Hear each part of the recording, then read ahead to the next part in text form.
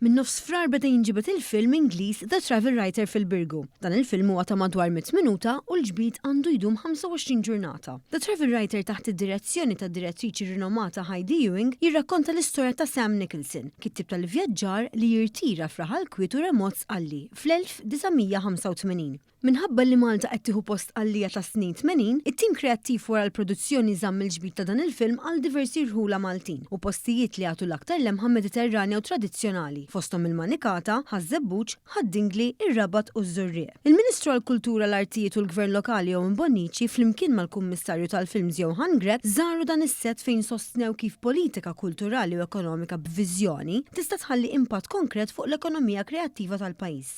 The Travel Writer hija waħda minn produzzjonijiet li bħalissa huma attivi f'Malta. Din il-produzzjoni qed tara n-numru mdaqqas ta' kru magħha bil-maġġoranza tagħhom huma Maltin u Awċin.